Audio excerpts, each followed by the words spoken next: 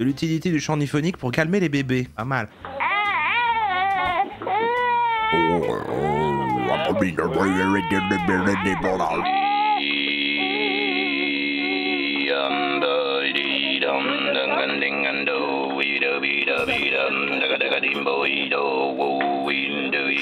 Je crois qu'il a juste peur. Je crois qu'il a juste peur.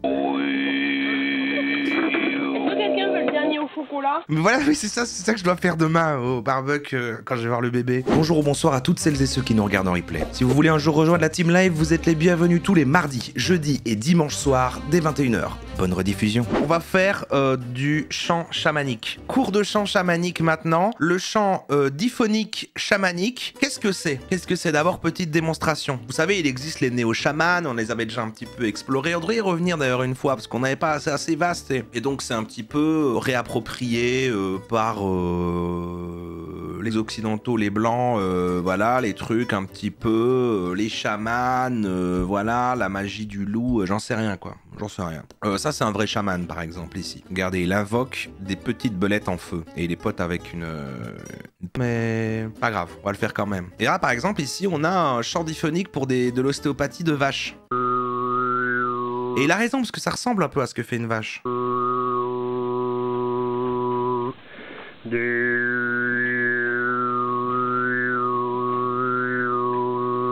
Ça se voit que ça leur ferait du bien.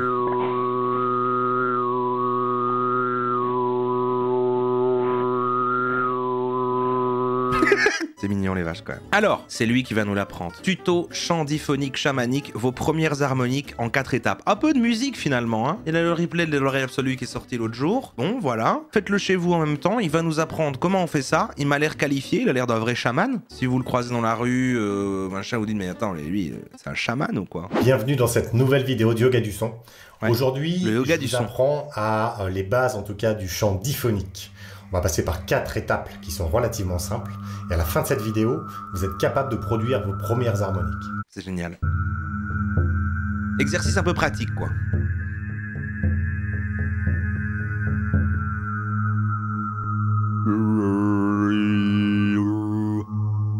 Okay. Alors le principe du la technique diphonique, c'est en fait de produire avec la bouche 2 sons en même temps. Oh. Pour être plus précis, on va produire un espèce de son fondamental, une forme de bourdonnement. Okay. Et sur ce bourdonnement, on va accentuer une harmonique du son qui va nous donner un espèce de son un peu flûté, qui va danser, qui va jouer autour de ce bourdonnement principal. J'espère que je vais y arriver parce que je le ferai tout le temps. En fait, pour comprendre ce principe des harmoniques, il faut voir la différence qu'il y a entre du bruit et un son musical. Je trouve que trop rarement les gens expliquent pourquoi ils se sont intéressés sur ces sujets bizarres. Ouais, il est juste, voilà, c'est une pratique. Bon, pour moi, tout ça, ça rentre aussi dans les nouvelles spiritualités, quoi. Et bon, bah, au lieu de dire je prodigue des soins alternatifs et tout, bah, lui, il est sur l'aspect un peu musical, un peu les chants et les tambours, les rituels chamaniques, néo-chamaniques, on va plutôt dire. Bon, bah voilà, pourquoi pas. Pourquoi pas. En fait, le bruit, il va avoir une organisation de fréquences qui va être justement désorganisée, qui va vibrer un peu partout. Alors que le son musical va avoir une note de base, et sur cette note vont s'ajouter des harmoniques qui vont être simplement des... Mais comment on fait le son principal qui vient rebondir un peu à droite à gauche sur un instrument, ou dans la bouche, dans la gorge. Chant symphonique niveau 1, mais là c'est diphonique. Je le fais assez, c'est easy, faut mettre la pointe de la langue devant le palais. Et ça va multiplier en fait la fréquence du son fondamental, et ces multiplications par 2, par 3, par 4, ce sont les harmoniques du son principal. C'est pas chamanique, c'est des chants mongols. Les mongols ont pas de chaman, il me semble. C'est quoi ce bruit de... C'est l'image de la lumière blanche qui passe à travers un prisme et qui se décompose ensuite dans toutes les couleurs de l'arc-en-ciel. Je vais venir, c'est comme si de la lumière blanche, je venais sélectionner une couleur de l'arc-en-ciel. Non, mais de toute façon, voilà, ils mélangent, tu sais, c'est ça un peu leur truc aussi, c'est plus... C'est pas de chez nous, c'est un peu magique, il y a des plumes, bon, bah, il y a un petit peu de natifs américains, de mongols, des trucs, les bols tibétains... Alors, concrètement, qu'est-ce que ça vous apporte d'intégrer comme ça l'apprentissage du chant diphonique dans votre quotidien qui est déjà certainement chargé? Je vais faire sortir 3 points qui, à mon sens en tout cas, justifient qu'on passe du temps à apprendre ça. Le premier, c'est le côté méditatif des harmoniques.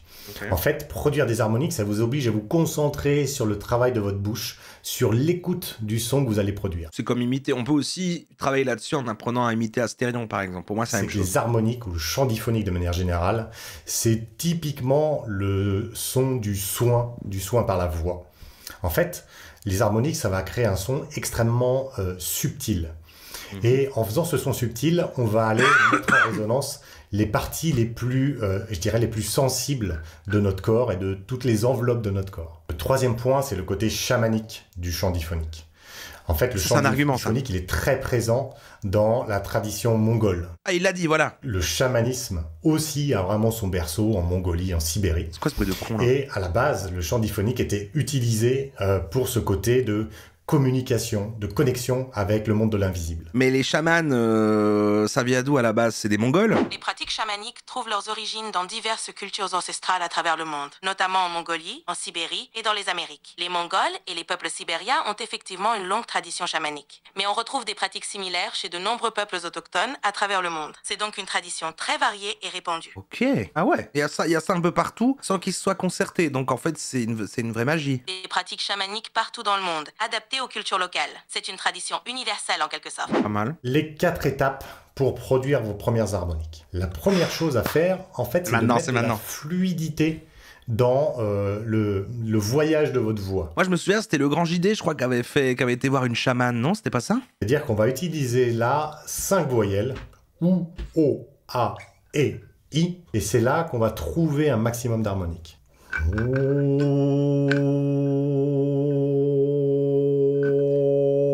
Je reviens pour les vrais sujets. Ah, il y en a jamais, Thibaut Bolchevique, il y en a jamais. C'est... Adieu. Je suis désolé, adieu.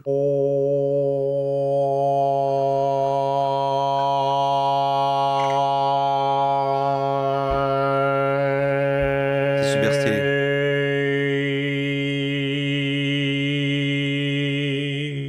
Allez, on part dans l'autre sens pour jouer. Je le fais en même temps? Il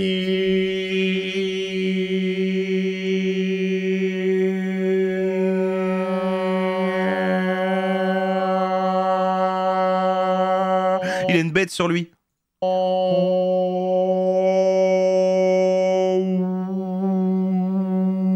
Ok, j'ai compris quand il disait qu'il y a 2 notes en même temps. Enfin, 2. Parce qu'en effet, derrière, on garde la même note. Mais en fait, la fréquence change parce qu'avec la forme de la bouche, on va en faire varier ça, quoi. Deuxième étape. La deuxième étape va justement être le travail de nasalisation. Okay. Alors, pourquoi on fait un travail de nasalisation, sachant que les harmoniques ne sont pas des sons nasalisés? Eh ben, c'est parce que le fait de mettre le son dans le nez va nous aider à donner de la puissance à notre son et va nous aider à avoir un son beaucoup plus riche en fréquences. Et ensuite, de ces fréquences riches, on viendra sélectionner l'harmonique qui nous intéresse. Donc, pour faire des sons nasalisés, on va, c'est simple, hein, on va utiliser les sons qui terminent par la lettre N. Donc, on va là faire le jeu, on va passer du son O, donc qui n'est pas un son nasalisé, vers le son ON. Et le son ON résonne dans le nez. Faites-le chez vous, hein.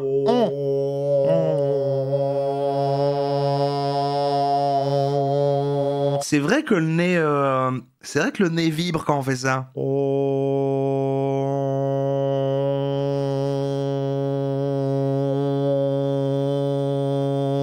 C'est vrai. Mon nez. Ça chatouille même un peu, hein. Le côté haut va avoir un son très résonnant dans le corps, plutôt vers le bas qui va plutôt nous descendre dans le corps. Le son on va faire monter le son, comme si on canalisait le son pour lui donner vraiment de la puissance. Je suis en train de resserrer mon tuyau d'arrosage, ce qui fait que l'eau qui sort du tuyau sort plus seul.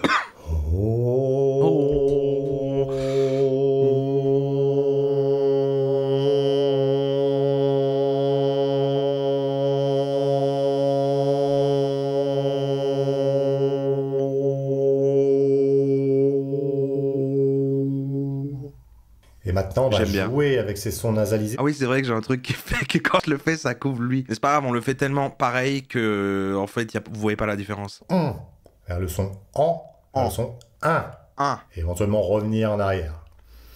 Allez, on y va, ça va donner quelque chose comme ça. Pareil, utilisez vraiment, chaque étape va nourrir les étapes suivantes. Mettez de la fluidité, quelque chose de progressif. Ok, faites-le, hein. Eh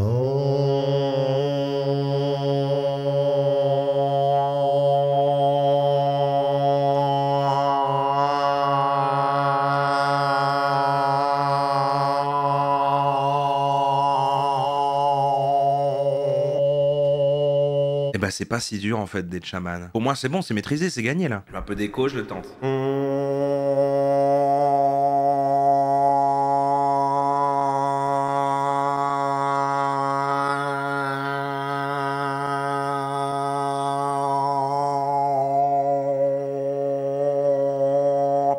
Je l'ai un peu, franchement, je l'ai un peu, je crois. Les animaux n'aiment pas. Il y a des chiens qui aiment pas et des chats qui aiment pas. Ça y est, j'en ai marre. Bon, allez, je vous spoil la suite. Voilà, je voulais pas vous le lire, je voulais vous dire comme surprise à la fin de cette séquence. Mais sachez que normalement, ça devait être chant et tambour. Mais j'ai pas reçu le tambour. J'ai commandé un tambour chamanique. Il n'est pas encore arrivé. Donc, il y a que le chant. Mais en fait, du coup, on devra faire en 2 parties. Il y aura le tambour chamanique. Peut-être jeudi prochain. Mais normalement, il y avait les 2, quoi. Bon, par contre, il coûtait 20 balles, hein, donc je suis pas sûr qu'il sera super comme bol chamanique, comme tambour chamanique, mais bon, écoutez... Étape numéro 3. Étape numéro 3, on va venir sélectionner une harmonique, celle qui nous intéresse, pour lui donner plus d'éclat. Ouais. On va venir baisser un peu notre son fondamental et faire monter le son de l'harmonique, ce qui va la faire ressortir. Pour ça, on va utiliser la langue.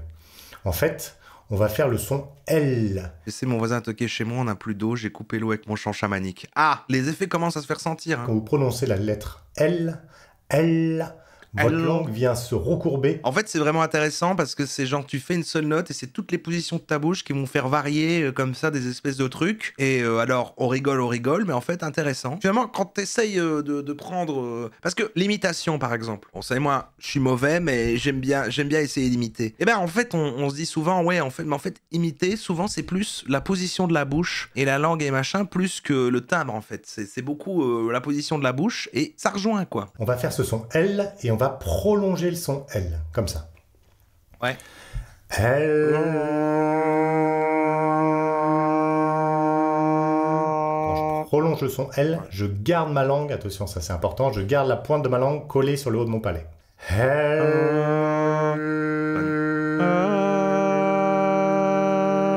C'est exactement comme ça qu'on travaille les accents en acting. Allez, ok. Non, j'ai juste fait une autre note, je mets des petites harmonies sur lui, je me fais des kiffs. On va lancer le son L, prolonger le son L, et très progressivement, on va aller mettre le son U derrière le son L. Ok. L, U. Ça donne ça. Et là, vous allez pouvoir commencer à entendre les harmoniques.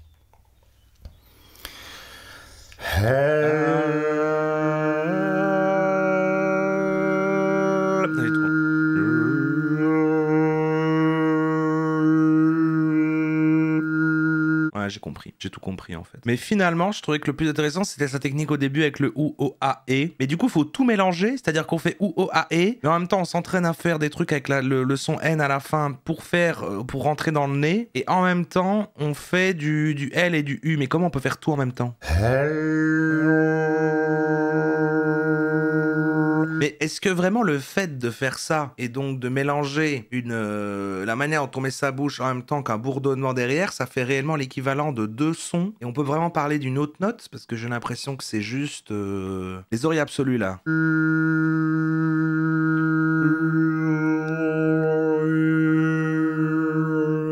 La position de la langue peut varier Ça fait vraiment très 2 sons. légèrement, avancer un petit peu, reculer un petit peu, tourner un petit peu dans un sens, tourner dans l'autre. Vous devez vraiment chercher ça, ça dépend de votre bouche. Donc là, vous devez expérimenter. 4e étape, on va partir sur le son L, donc mettre en place mon sélecteur d'harmonique, celui qui va me permettre d'accentuer, de faire ressortir une harmonique. Et on va passer, refaire que c'est une harmonique. du son OU, Une harmonie. O, A, E, I.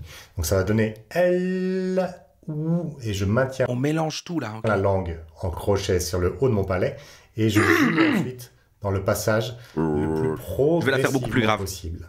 Et les harmoniques vont se déployer au fur et à mesure. Je trouve que c'est plus flagrant quand tu vas dans des notes beaucoup plus graves. Peut-être lui, il n'en est pas capable, tu vois. On n'a pas la même tessiture.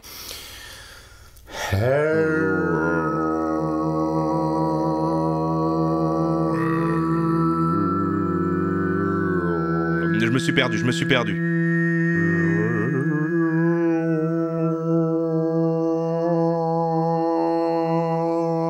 n'entende plus distinctement les sons OU, O, A et I, parce que j'ai ma langue qui remonte. C'est très sympa à faire, hein. Tous ceux qui aiment pas, c'est parce que vous testez pas chez vous. Hein. Donc ça étouffe un peu mon son fondamental, ça étouffe un peu mon articulation. Je l'aime bien, moi, ce gars, il est plutôt sympa. On va aller entendre ce petit son flûté qui se promène au-dessus de mon son fondamental de mes voyelles. Ben, il avait raison sur le premier argument, c'est apaisant. C'est vrai que ça peut aider à méditer.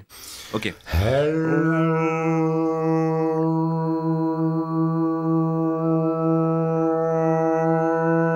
Oh putain, je l'entends! Je l'entends, le fait qu'il y ait une autre note. Ça y est, vous l'entendez? Le fait qu'en fait, il y a en effet une espèce de note grave derrière, et qu'en fait, en effet, il y a comme un sifflement dessus qui fait... Un petit peu comme vraiment les harmonies, là, sur le... Quand vous voyez, là, sur une guitare, là, sur là où tu t'arrêtes au milieu du truc, et ça fait les... Et ce truc-là.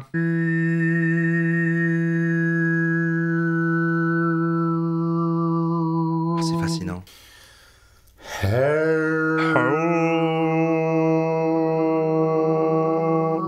Oh, waouh! Oh, c'est Kaizen! Le fait qu'il a mis des images comme ça pour dire qu'on l'entend de partout dans le monde.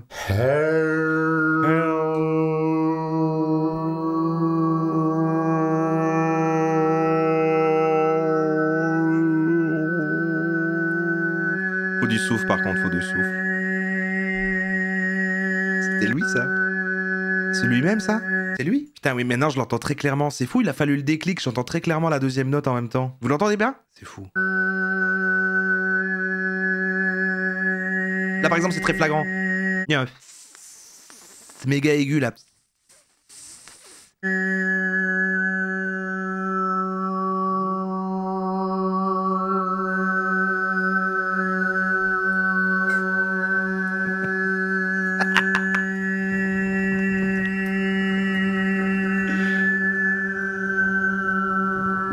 Putain, il contrôle la météo là, il contrôle le temps.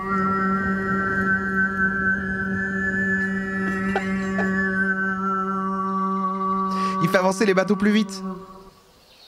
C'est vrai que c'est mieux quand c'est vraiment grave, quoi. Et là, ouais. On va aller voir maintenant un truc quand quelqu'un le fait méga bien, quoi. Bon, il reste 2 minutes, je vais voir sa leçon au complet. Il y a peut-être vraiment un petit tips. La première chose, c'est que, très classiquement, on a du mal à entendre ses propres harmoniques. Oui. Donc, une petite astuce, vous pouvez mettre vos mains comme ça, un peu comme téléphone, je parle en même temps j'écoute. Ça va vous aider à mieux entendre votre voix. Première chose. Deuxièmement, ce que je vous disais au début, les harmoniques sont des sons plutôt toniques. Alors, n'hésitez pas à pousser un petit peu votre voix, à mettre un peu de puissance dans la voix. Ça peut vous gratter un peu la gorge au début. Attention de ne pas vous abîmer quand même la voix, mais vous pouvez pousser un petit peu votre voix au début pour essayer de d'accentuer un petit peu ces harmonies. C'est vrai que ça gratte un peu, mais c'est la saison des allergies. Hein. Ça demande de canaliser la voix. C'est pour ça que le travail de nasalisation est important pour apprendre à monter la voix dans le nez, à augmenter la fréquence, à augmenter sa puissance.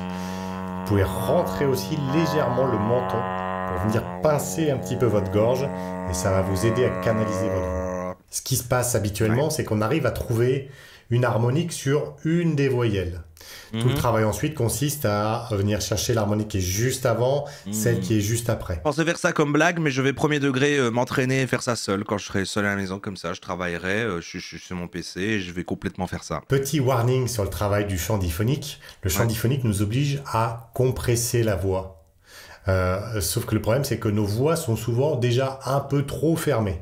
Ouais. Le travail de yoga du son est plutôt un travail d'ouverture, justement, de réappropriation, de mettre de la résonance dans la voix, de lui donner de l'ancrage. C'est quoi la chaîne du mec? Bah oui, j'avoue. Terre étoilée, Olivier Demoute. Pas pour aller l'embêter, hein, mais si vous voulez... En Ariège, il y a un veto ostéo qui soigne le chant diphonique, les animaux, et ses résultats sont excellents. Mais on l'a vu juste avant, c'est le gars qui fait ça aux vaches. Un ostéo veto qui fait des chants diphoniques aux animaux, quoi. C'est ça que Newton aurait dû avoir au lieu d'aller à l'hôpital.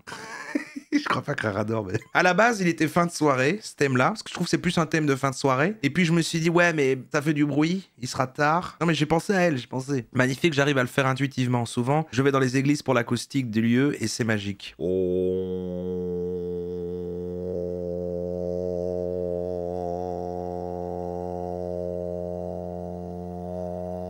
Elle est un peu là, hein? Vous l'entendez un petit peu? Est-ce que vous l'entendez un petit peu, la petite harmonie qui arrive parfois? Mais j'y connais rien non plus, je découvre. Mais je trouve qu'on arrive un peu à l'entendre. Attendez, maintenant, genre, on va mettre un vrai chant chamanique stylé quand ils sont méga graves, là. Lui, je suis sûr, il le fait bien. Ah ouais! Ah ouais, bah voilà! Non, mais là, on dirait, voilà, là, c'est quelqu'un qui maîtrise. Parce qu'on dirait même pas que ça sort d'un humain. C'est pas mal. En vrai, c'est pas mal. Mais du coup, c'est pas exactement ça. Enfin, je sais pas, chant diphonique et chant de gorge. Oui, voilà, c'est pas du coup. En fait, c'est juste que du coup, dans le truc, dans le lore chamanique, il y a des chants diphoniques et des chants de gorge. Mais au sens large, c'est aussi une manière de chanter qui peut rentrer dans divers styles et diverses cultures, quoi. C'est un peu ça. De l'utilité du chant diphonique pour calmer les bébés. Pas mal.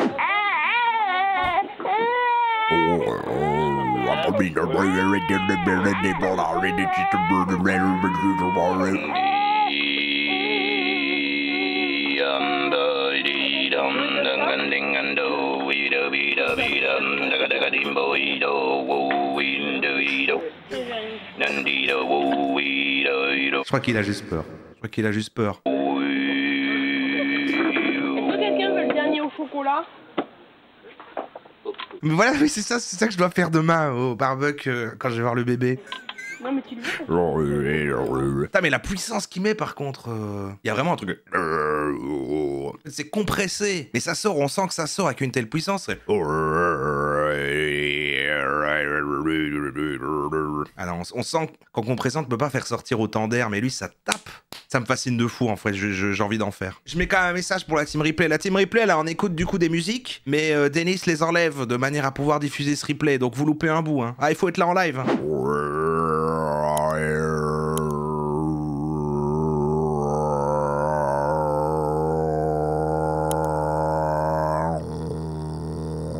J'arrive pas.